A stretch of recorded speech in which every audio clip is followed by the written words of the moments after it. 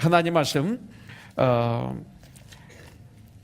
역대하 34장 29절부터 33절까지 우리 같이 한 목소리로 봉독하겠습니다. 봉독하죠.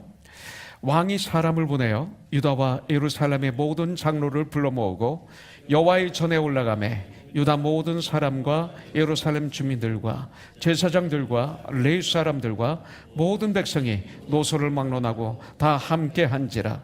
왕이 여호와의 전 안에서 발견한 언약책의 모든 말씀을 읽어 무리의 귀에 들려주고 왕이 자기 처소에 서서 여호와 앞에서 언약을 세우되 마음을 다하고 목숨을 다하여 여호와를 순종하고 그의 계명과 법도와 율례를 지켜 이 책에 기록된 언약의 말씀을 이루리라 하고 예루살렘과 베냐민에 있는 자들이 다 여기에 참여하게 하며 예루살렘 주민이 하나님 곧 그의 조상들의 하나님의 언약을 따르니라.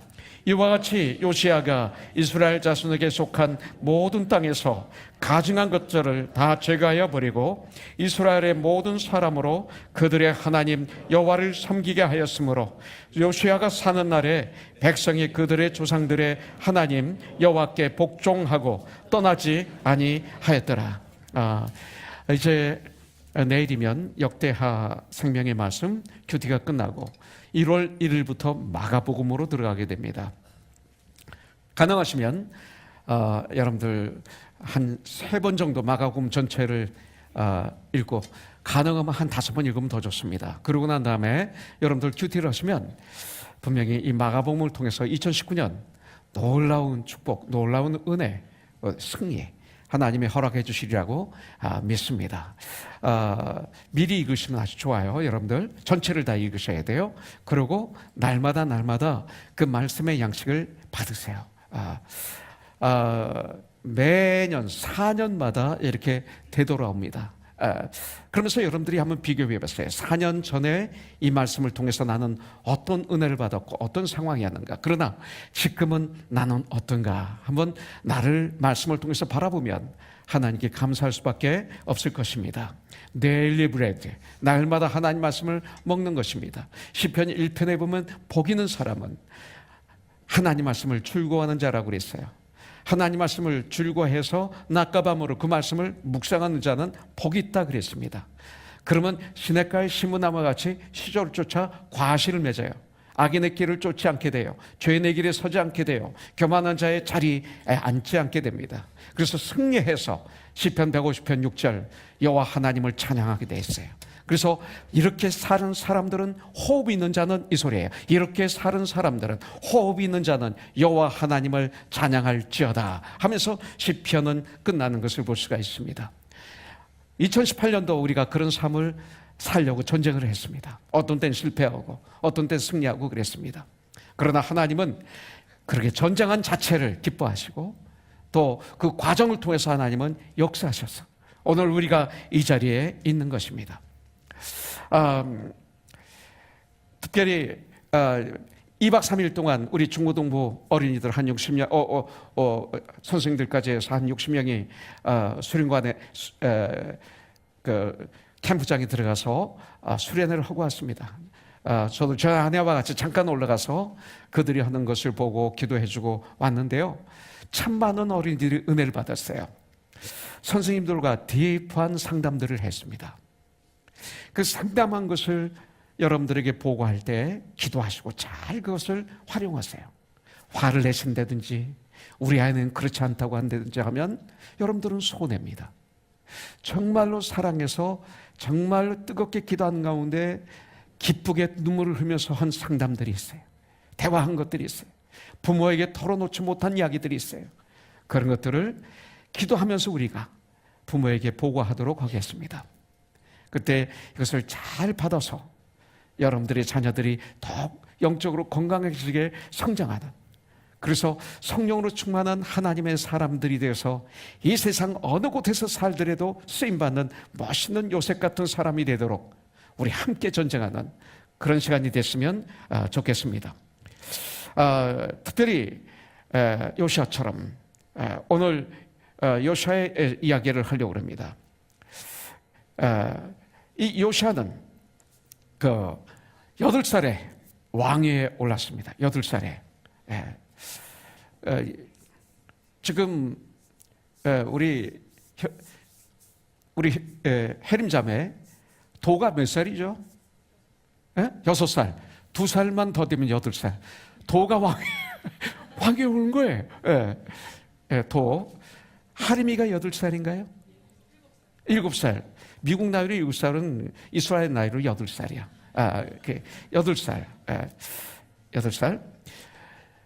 그런 어린아이가 왕이 되어서 31년 동안 유다를 통치했습니다.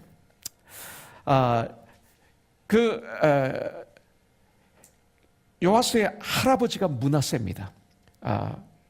이 므낫세는 55년 동안 통치를 했습니다. 55년 동안 유다의 그 왕위에 있으면서 우상을 극심하게 섬겼습니다. 악을 아주 많이 행했습니다. 그러나 말년에 회개하고 새 사람이 되어서 새로운 삶을 살다가 떠났습니다. 그런데도 이 므낫세가 과거에 범한 죄가 너무나 컸어요. 유다 백성들에게 준 영향이 너무나 컸어요. 그래가지고 유다 백성들이 그 우상 숭배를 하던 그 백성들의 마음은 그 하나님께로 돌아오는 것이 그렇게 힘들었던 그런 시대의 왕이 됐어요. 근데 그 므낫세의 아들이 아몬입니다. 근데 이 아몬도 우상을 아주 극심하게 섬겼어요. 우상에게 제사를 지내고 악행을 행하다가 하나님의 진노하심을 받아서 2년 동안 왕노릇하다가 신하들에게 살해를 당합니다. 그러고 난 다음에 요시아가 유대 16대 왕으로 등극합니다. 유다는 20대 왕까지 있습니다. 요시아는 그런 악하고 어려운 환경 가운데서 태어났고 자랐습니다. 그런데 그는 2절에 보니까 여호와 보시기에 정직하게 행하여 그의 조상 다윗의 길로 걸으며 좌나 우로 치우치지 아니하고 이렇게 말했습니다. 그는 어렸지만 하나님 보시기에 정직하게 살았습니다. 다윗의 길로 행했습니다. 좌우로 치지지 않고 신앙을 가지고 하나님을 섬겼습니다. 그것이 하림이에요. 그것이 도예요. 어리니까 괜찮지. 어리니까 봐줘야지. 근데 성경은 이렇게 우리에게 말씀하고 있습니다. 어렸지만 이렇게 살았다. 처음에 열왕기하 23장 25절에 보면 요시아와 같이 마음을 다하여 뜻을 다하여 힘을 다하여 모세의 모든 율법을 하나님 말씀을 따라 여호와께로 돌이키는 왕은 요시아 전에도 없었고 후에도 그와 같은 자가 없었더라. 요시아 왕에 대해서 성경은 하나님은 이렇게 선포하고 있습니다. 요시아 그는 정직하게 행한 왕이었습니다. 요시아 그는 선한 왕의 표준 하면 누군지 아세요? 다윗이에요. 성경은 다윗 왕을 선한 왕의 표준으로 삼으셨습니다. 그래서 그 다윗의 길을 걸었습니다. 그리고 좌우나 우로나 치우치지 않았습니다. 그런 왕이 3명이 있습니다. 20대 왕 중에 첫째는 여호사밧 왕입니다. 그리고 히스기야 왕입니다. 그다음 마지막으로 요시야 왕. 이 3명의 왕 중에 한 명이 바로 요시야 왕입니다. 그 당시 상황을 보면 아하스 왕 극심하게 우상을 섬겼어요. 심지어 자녀들을 불 속에 태워버렸어요. 므낫세 왕, 아몬 왕 등 조상들의 그 극심한 우상 숭배로 인해서 성전은 파괴됐었어요. 거진 방치가 됐었어요.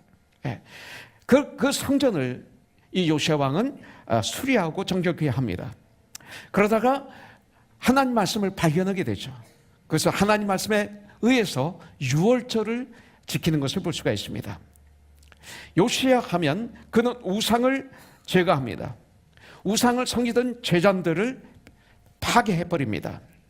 그리고 다윗의 율례대로 선정을 베풀어 어질고 신실한 왕입니다. 요시야 하면 바로 그런 사람입니다. 요시야 우상을 제거했다.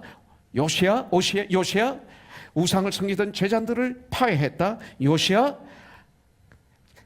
하나님의 말씀대로 선정을 베풀고 정말 겸손하고 정직하고 어질고 신실한 왕이었다. 요시야 하나님 앞에 옷을 찢고 눈물로 회개한 겸손한 왕이었다. 이렇게 성경은 요시야에 대해서 말하고 있습니다. 자, 규석 하면 뭐라고 얘기할 수 있어요? 아빠 엄마, 규석 아빠 엄마, 우리 규석은 하면 보통 뭐라고 얘기할 수 있어요? 예. 자, 답하지 마세요. 예. 보통 그러면 우리 규석은 참 좋은 학교 졸업하고, 우리 규석은 학교 다닐 때 1등으로 졸업하고, 우리 규석은 규석이 아니에요? 예. 지금 우리 규석은 좋은 회사에 들어가서, 우리 규석은 연봉을 이만큼 받고 하는 것이 우리들의 이야기 아닙니까? 그런데 성경은 요시아에 대해서 이런 얘기를 써놨어요. 그것은 부수적으로 하나님 주신 축복입니다. 근데 그것은 시간이 지나면 다 없어지는 거예요. 근데 성경은 이렇게 요시아를 얘기하고 있습니다. 나는 성령님이 역사하셨어.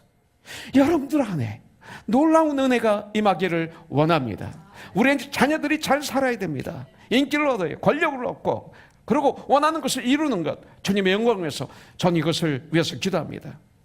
그러나 이것은 부수적인 것입니다. 여러분들, 바로 이런 사람, 그는 정말 예수님을 닮아서 순전하고 정직해, 겸손해, 하나님을 경외해, 악에서 떠나기를 위해서 전쟁하는 사람이야, 이런 소리를 듣는다면 그건 최고 재산입니다. 전 나이가 들어가면서 재산이 뭘까 자주 하는 얘기지만, 돈도 집도 차도 재산일지 모르지만 재산이지만, 정말로 진실한 재산은 관계였어요. 관계. 예수님과 나와의 관계, 재산이에요. 부모님과 나와의 관계, 두 번째로 재산이었어요. 근데 그보다도 가장 귀한 재산이 하나님과 예수님과 나와의 재산 아닙니까? 아름다운 관계, 진실한 관계, 이런 관계를 가지고 살아가는 것이, 이것이 최고의 재산이 아닐까요? 오늘 말씀을 통해서 내 마음에 2018년을 마무리하면서 내 마음을 정립하는 이런 시간이 됐으면 좋겠습니다. 요시야 왕은 종교 개혁을 하는 중에 성전을 수리하면서 여호와의 율법책을 발견하게 됩니다. 수리하는 과정 속에서 그 율법책을, 그 말씀을 쫓아 여호와의 명령하신 말씀대로 유월절을 말씀대로 지킵니다. 내 마음대로 지키는 게 아니라 백성들이 무너진 성전을 수리합니다. 그 백성들의 마음이 무너진 성전이, 이것을 수리합니다. 동시에 눈에 보이는 성전의 건물을 수리하는데 일생을 바친 사람이 바로 요시야입니다. 8살의 왕이 되어서 8년 후에, 그럼 몇 살일까요? 이팔이 16살이 됐어요. 그의 조상 다윗의 하나님을 비로소 구하고 이렇게 말하고 있습니다. 그리고 그 후 12년 후에 유다와 예루살렘을 비로소 정결케 하여 그 산당과 아세라 목상들과 아루색인 우상들과 부어 만든 우상들을 제거해버렸다고 3절에서 말하고 있습니다. 10대 후반입니다. 20대 초반입니다. 바로 그분은 이런 일을 했어요. 우리는 젊기 때문에 이해합니다. 아직 젊어서 그래, 아직 몰라. 그러나 그렇지 않습니다. 하나님의 영이 임하시면 놀라운 역사가 일어나는 줄 분명히 믿습니다. 6절부터 7절을 보니까 북쪽 황폐한 땅이 된 그 이스라엘까지 올라갑니다. 자, 이스라엘이 망했기 때문에 성벽들이 성읍들이 황폐됐습니다. 그런데 요시야 왕은 직접 부하들을 인솔해가지고, 그리고 예루살렘에서 떠나 그 곳곳을 다니면서 정말로 제단들을 허뭅니다. 아세라 목상들을, 그리고 아루색인 우상들을 빻아서 가루로 만듭니다. 온 이스라엘 땅에 있는 모든 태양상을 찍어버립니다. 그리고 예루살렘에 오는 것을 볼 수가 있습니다. 열심을 냈던 요시야의 모든 삶은 이런 삶이었습니다.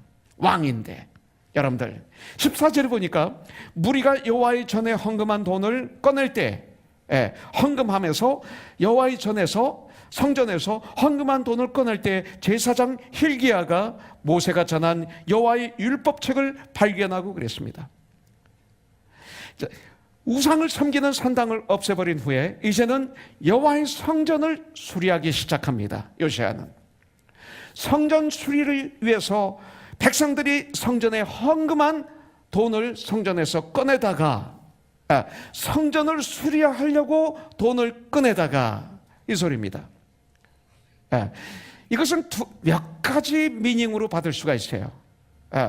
그곳에 그 율법주의 책을 그것에 넣었다? 이 얘기는 뭐예요? 하나님 말씀이 우리의 물질주의에 졌다, 이 소리 들 수 있죠. 교회가 물질의 노예가 됐다, 이 소리 들 수 있어요. 이런 말씀으로 받아들일 수도 있겠죠. 그러나 분명한 것은 많은 분들이 얘기하기를 므낫세의 그 핍박, 그 여러 왕들의 핍박 속에서 하나님 말씀을 보존하기 위해서 거기다 집어넣었다는 소리 있습니다. 어쨌든 간에 그 헌금하면서 돈을 꺼냅니다. 저는 그때 어제 이 말씀을 준비하면서 유다가 갑자기 생각났습니다. 유다는 헌금하면서 돈을 꺼내서 썼습니다. 주님은 그는 도둑이라 그랬어요. 이 시대도 하나님에게 헌금하면서 손을 넣어서 돈을 마음대로 쓰는 목사도 있을 거고 담당자도 있을 것이고 도둑질에 가는 사람도 있을지 몰라요. 그런데 헌금하면서 성전을 수리하기 위해서 그 돈을 꺼내면 놀라운 역사가 일어나요. 순수하게 교회가 하나님께 올려드린 헌금을 가지고 순수하게 교회가 건강하게 성장하도록 사용하고 땅까지 복음을 전하는 데 사용하고 구제하는 데 사용하면 놀라운 역사가 일어나요. 발견하는 것이 있어요. 헌금하면서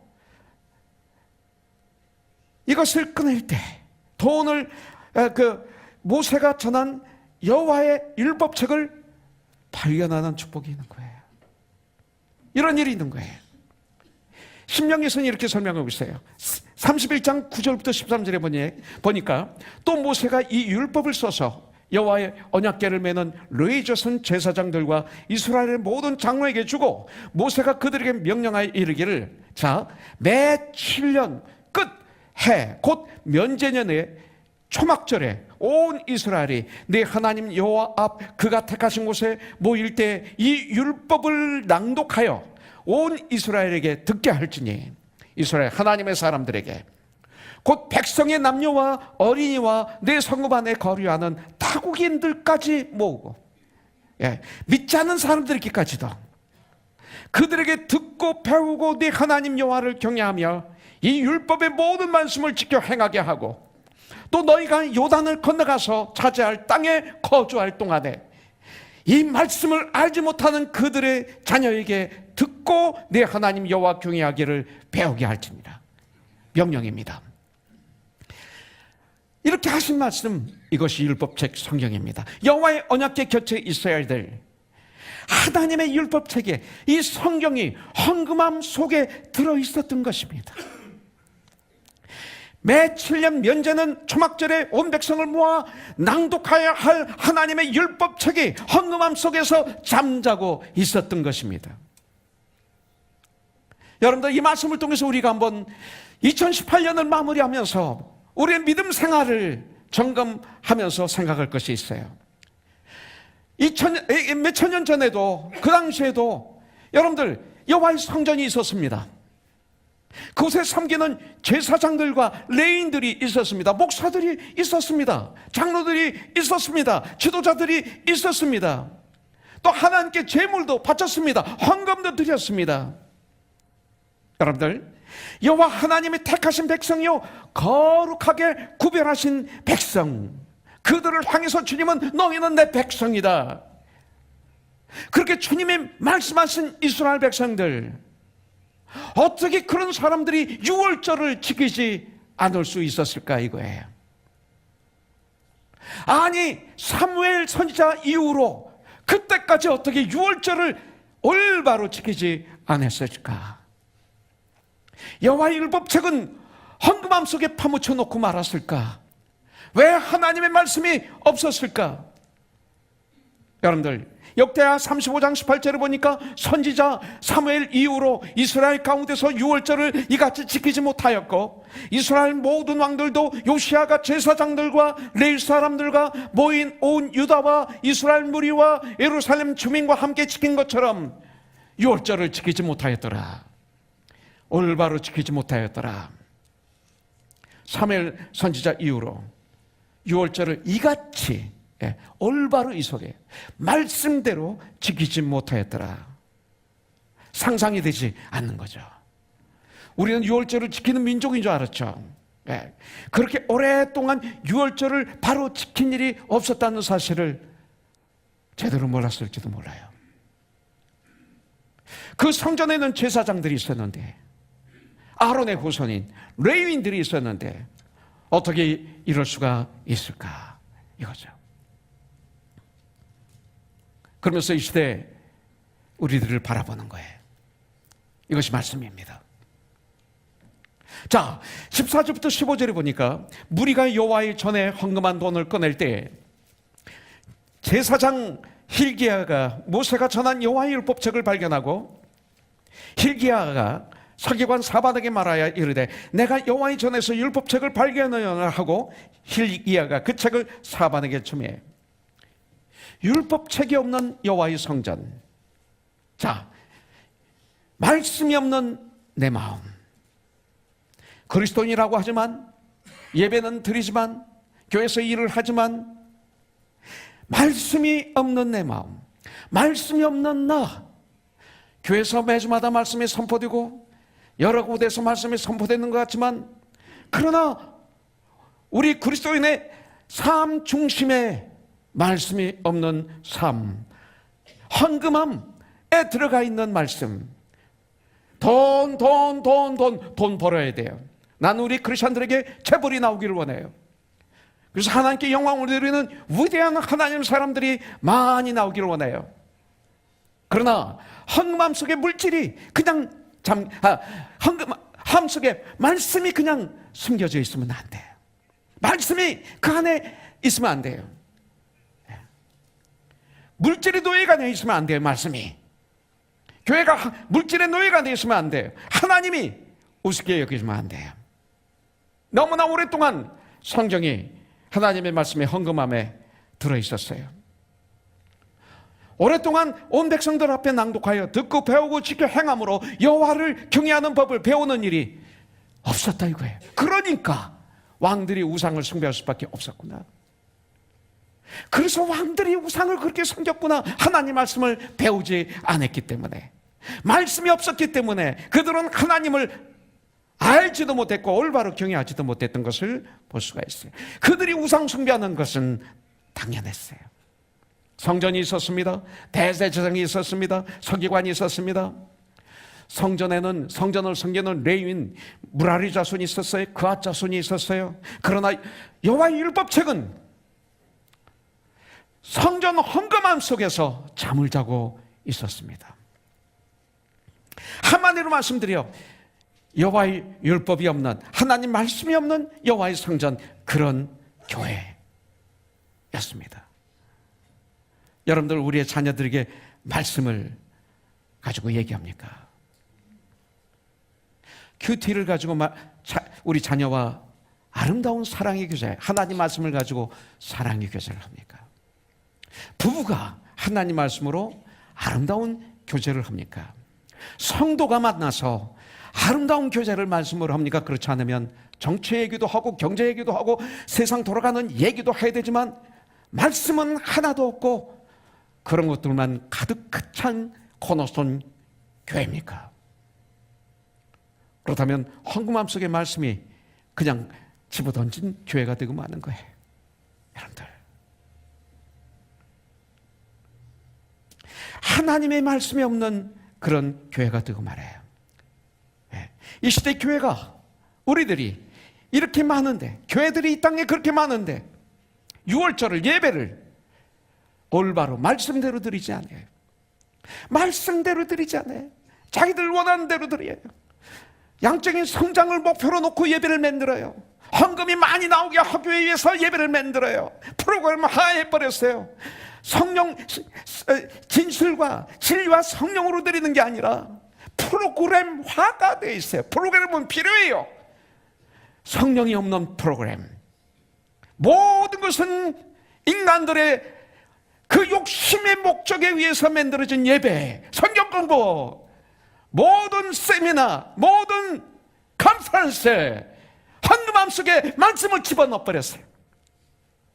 이런 시대에 우리가 지금 살고 있는 거예요. 올바로 성도들이 살지 않았다. 네. 하나님 말씀은 철학을 전하는 거다? 아닙니다. 어제나 오늘이나 영원토록 동일하신 예수님을 알게 하는 거예요.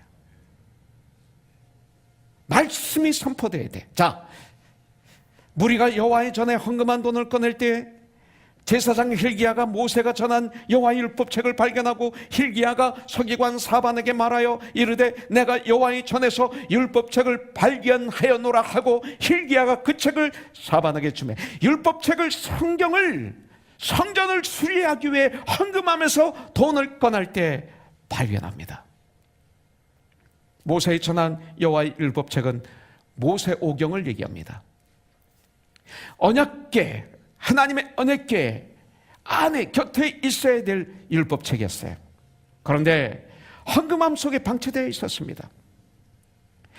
여호와의 율법책이 있어야 할 곳에 있지 않았습니다. 읽혀지고 낭독되어야 될 하나님의 율법책이 헌금함에 버려져 있었습니다.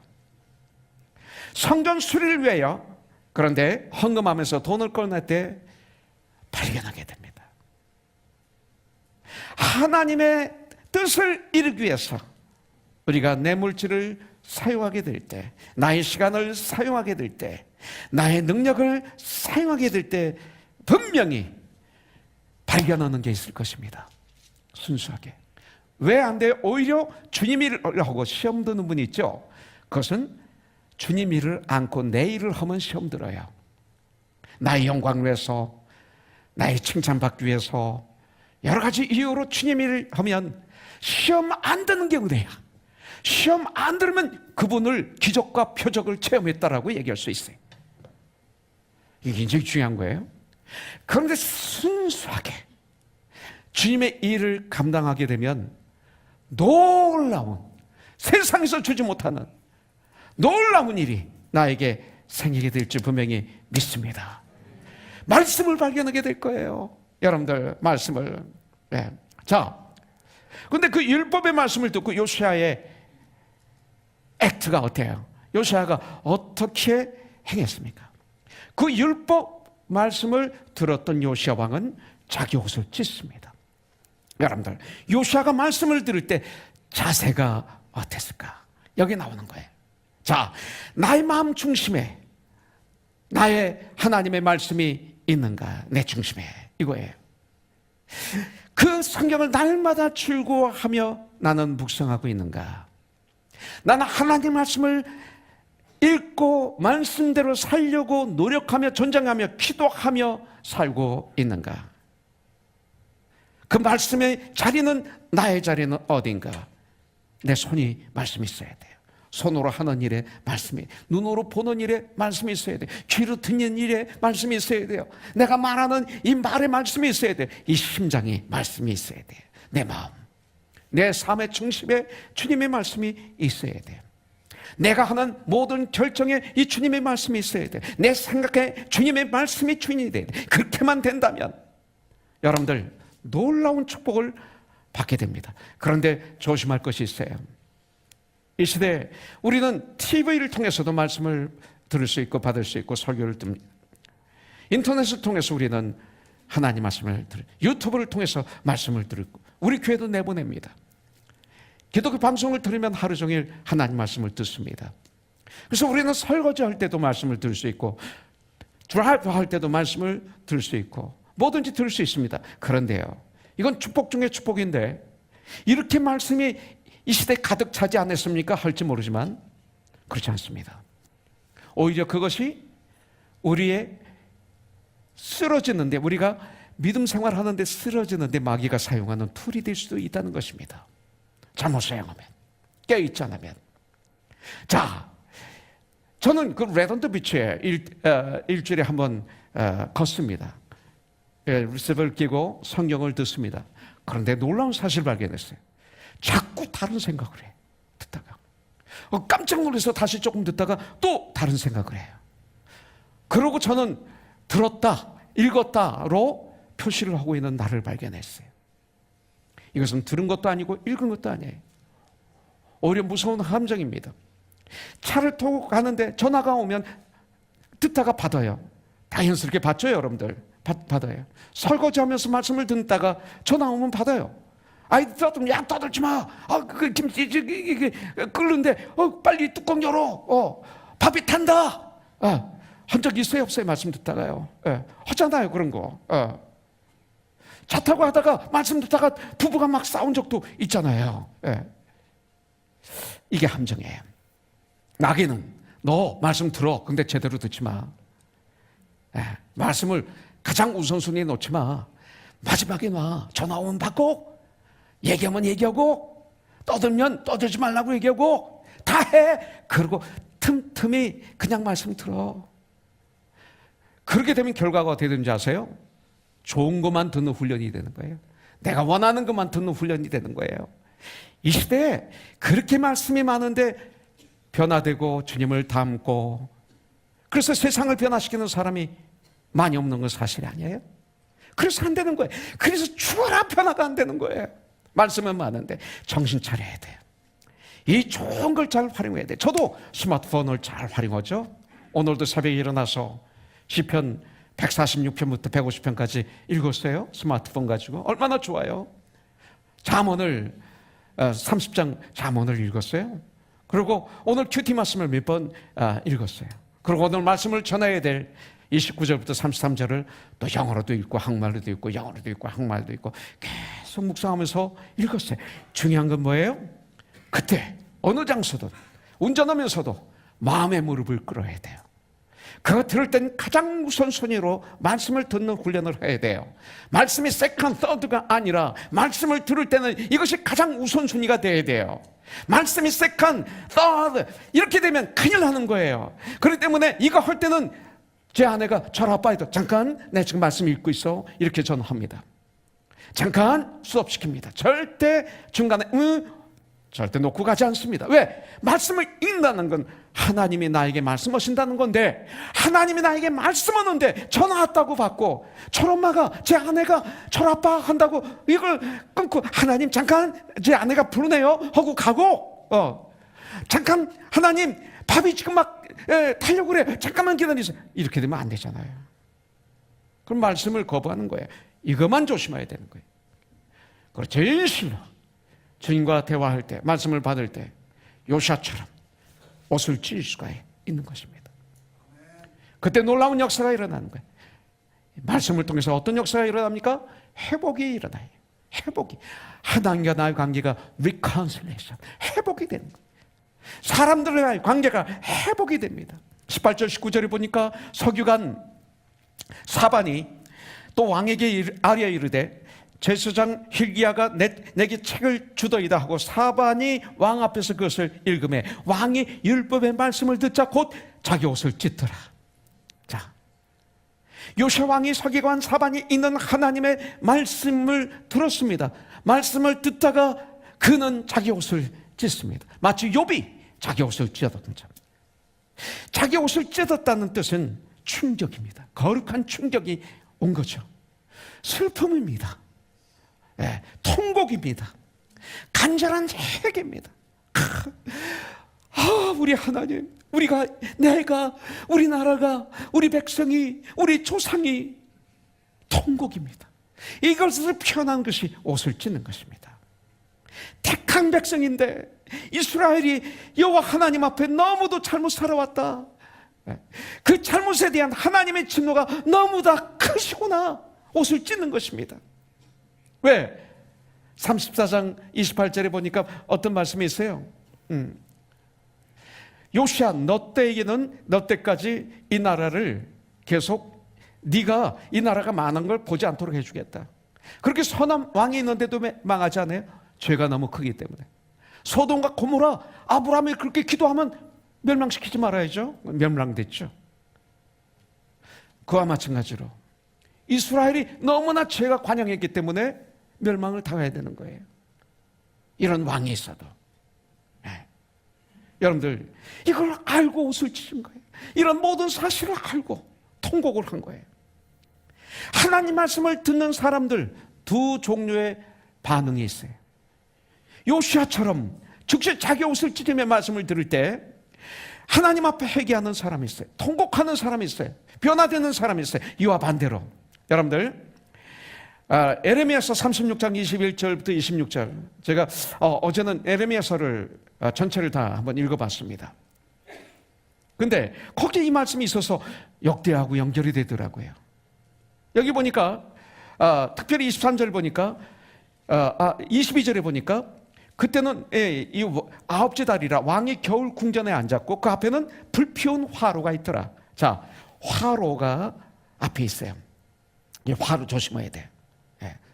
어떤 분들은 23절 여우디가 선어 쪽을 낭독, 율법을 발견한 거예요. 자, 말씀을 준 거예요. 그런데 여우디가 선어 쪽을 낭독하면 왕이 면도칼로 그것을 연하여 베어 화룻불에 던져서 두루마리를 모두 태웠더라. 왕과 그의 신하들이 이 모든 말을 듣고도 두려워하거나 자기들의 옷을 찢지 않았다. 요시아처럼 찢지 않았더라. 찢지 않았더라. 자, 이런 사람이 있어요. 봐요.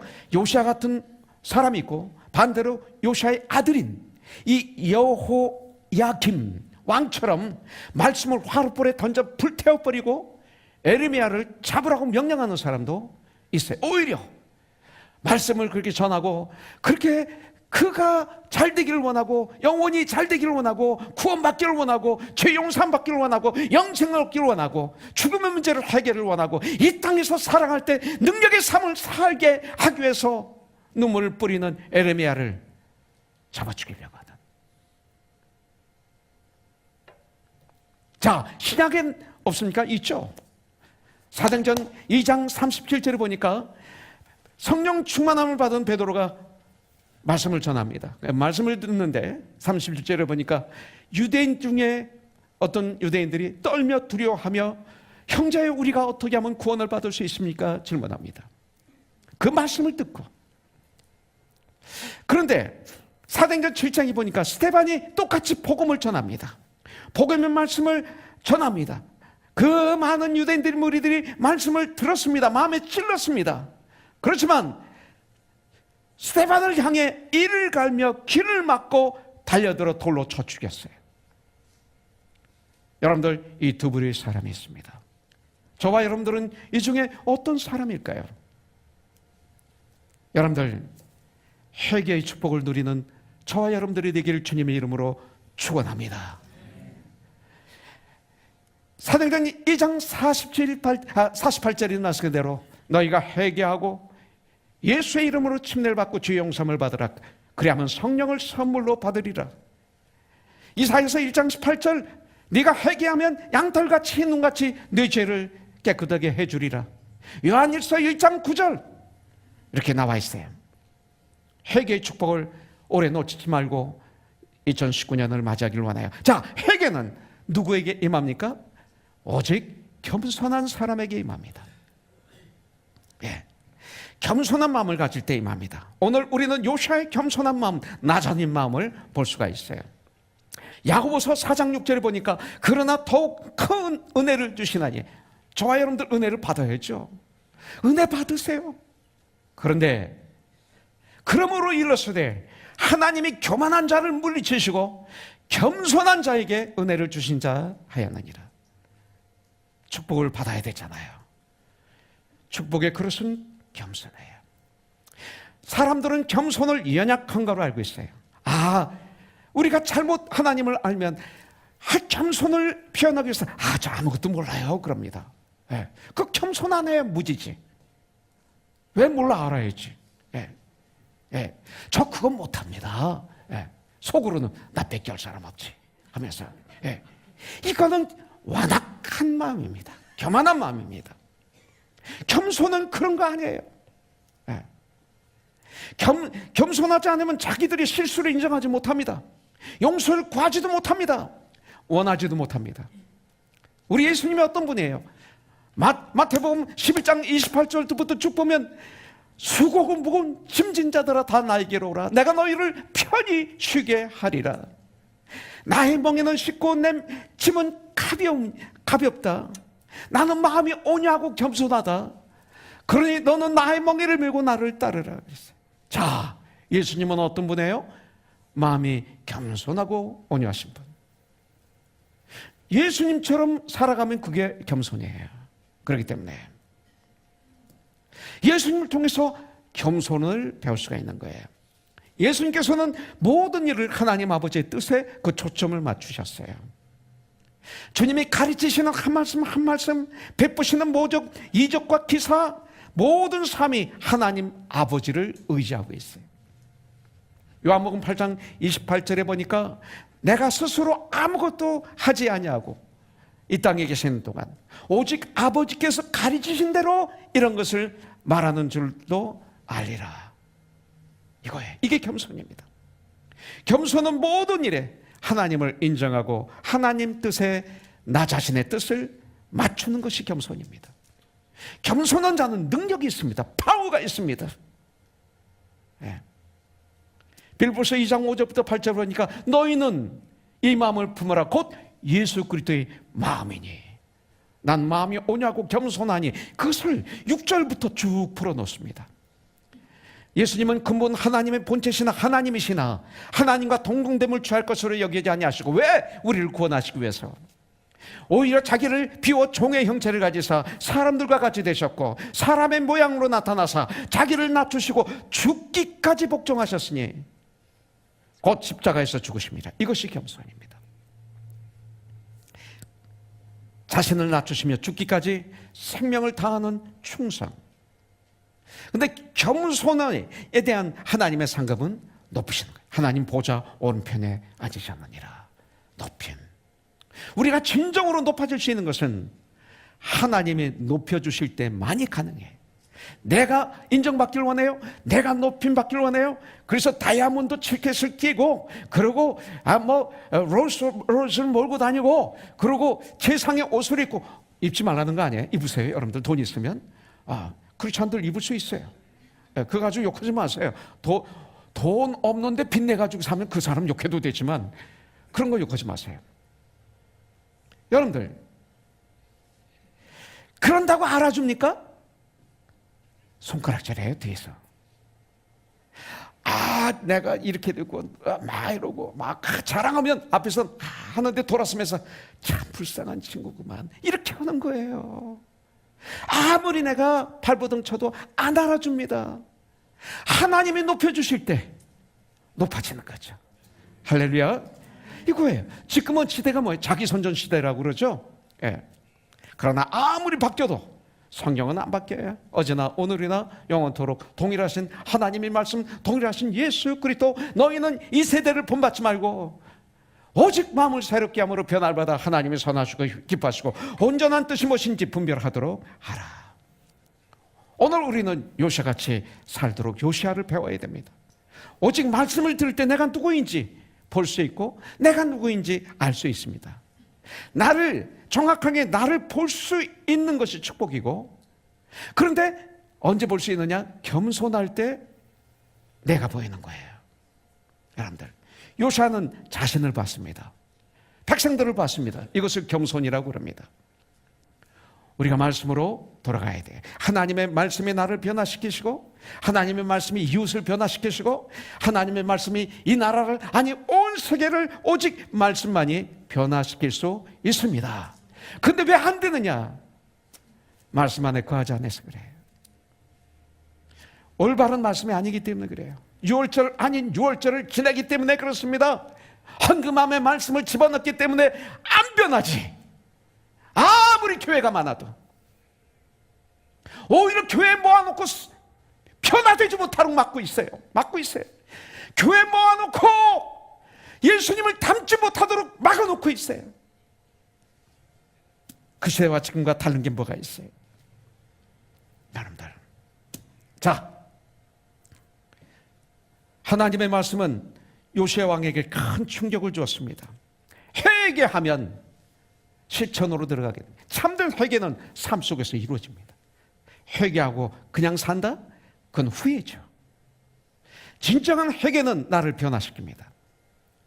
후회는 똑같습니다. 참된 회개는 삶의 실천으로 인도합니다. 요아스는 본인이 먼저 회개하고 결단하고 그걸 행동으로 옮깁니다. 그러면서 백성들에게 거기에 동참하도록 합니다.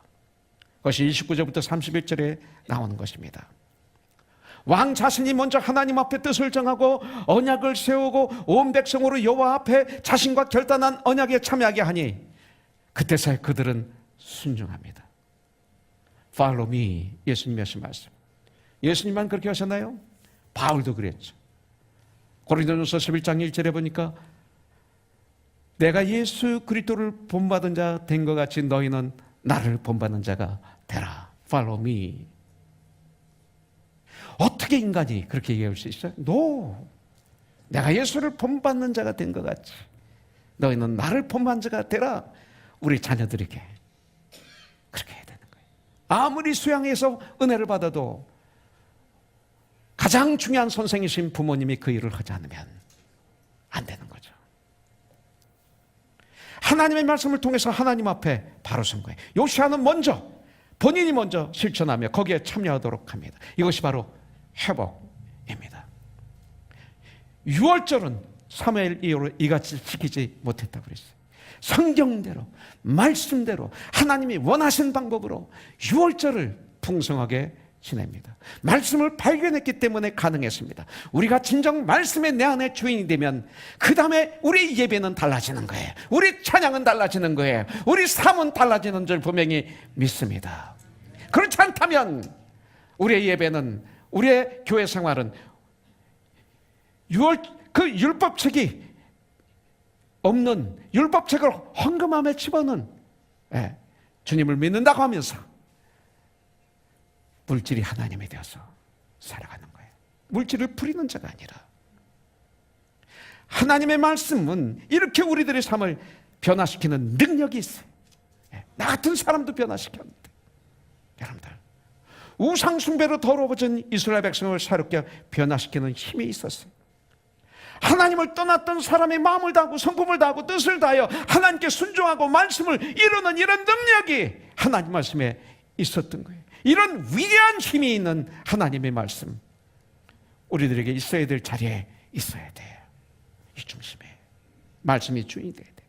내가 주께 범죄치 아니하리하여 주의 말씀을 내 마음 중심에 모셨습니다. 시편 기자처럼, 시편 119편 11절처럼 나도 고백할 수 있어야 돼요.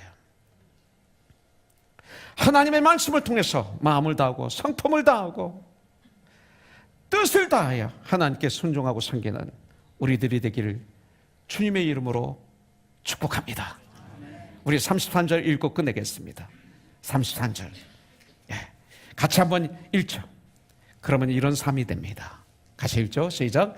이와 같이 요시아가 이스라엘 자손에게 속한 모든 땅에서 가증한 것들을 다 제거하여 버리고 이스라엘의 모든 사람으로 그들의 하나님 여호와를 섬기게 하였으므로 요시아가 사는 날에 백성이 그들의 주상들의 하나님 여호와께 복종하고 떠나지 아니하였더라. 아멘. 할렐루야. 주님을 찬양하죠.